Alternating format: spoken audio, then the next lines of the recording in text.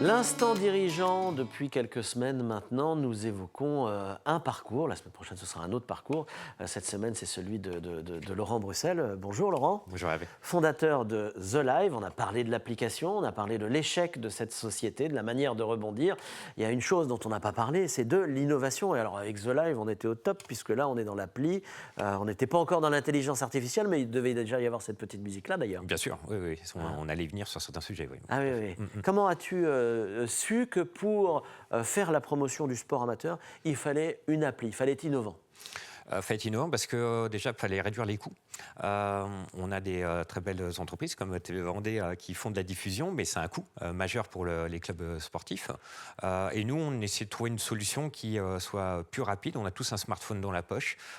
Suffisait après de trouver quelqu'un qui puisse développer une application qui permette d'allier tout ça. Voilà. Aussi simple que ça, en fait. Aussi simple que ça. L'intuition de départ, elle oui. est facile, mais après la mise en place, ça devient quelque chose de compliqué. Quand on rentre dans la techno, comment on s'empare vraiment du sujet? Il faut avoir des spécialistes autour de soi? Oui, il faut bien s'entourer. Ouais. Faut bien s'entourer parce que là, on parle de quelque chose vraiment. Je suis rentré dans des domaines et j'ai bien été entouré sur ce sujet-là grâce à des entreprises d'ailleurs vendéennes qui m'ont accompagné sur ce sujet-là, des lauréats d'ailleurs Réseau Entreprendre, qui m'ont accompagné sur le développement, sur le design, sur l'UX, il y a tellement de paramètres sur une application qu'on ne voit pas qu'il faut vraiment se faire entourer. Ouais. Au-delà de l'appli, au-delà de la techno, c'est quoi être quelqu'un d'innovant quand on est chef d'entreprise? Eh bien, comme on se le disait en off, pour moi, innover, c'est de partir sur une feuille blanche. Il y a tout à créer.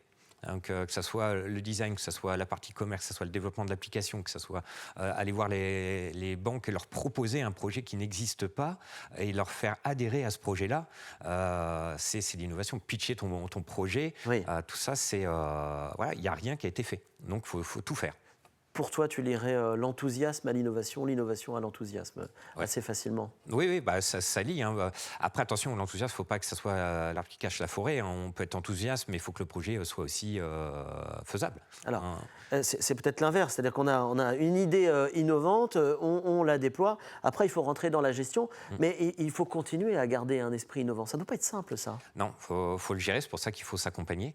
Donc, pour moi, j'avais un mentor chez Réseau Entreprendre, donc Alexandre Bonnet, qui m'a permis aussi, parce que lui aussi avait créé une application avant, et de m'accompagner sur toutes ces choses-là, ça avait structuré le côté innovant de mon application. Ouais. Tu as pu mener un travail de veille et commencer déjà dans ton entreprise à essayer de te projeter sur du N+2, N+3. Que va devenir, on parlait de l'intelligence artificielle une seconde, mon appli, il va falloir que j'étoffe les choses. Il faut toujours essayer d'avoir passé un ou deux coups d'avance même, pour justement anticiper, parce que si tu anticipes, tu peux réduire aussi des coûts financiers.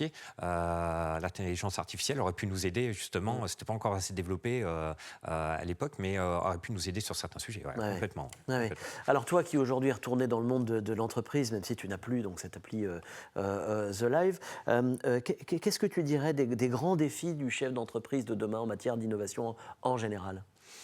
Attention, l'intelligence artificielle, c'est bien, mais pas oublier le côté humain. On a besoin aussi, je parle maintenant du monde automobile, on a besoin aussi de la plus-value du vendeur dans l'automobile, par exemple. Il faut absolument qu'il continue à avoir cette relation humaine.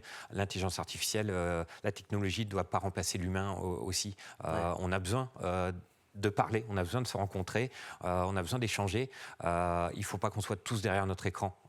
Donc je dirais attention à ça par contre. Laurent Bruxelles, le fondateur de The Live, était dans l'instant dirigeant depuis 4 semaines pour nous raconter son parcours. On ne vous laisse pas comme ça, on aura un autre dirigeant la semaine prochaine. Allez, au revoir.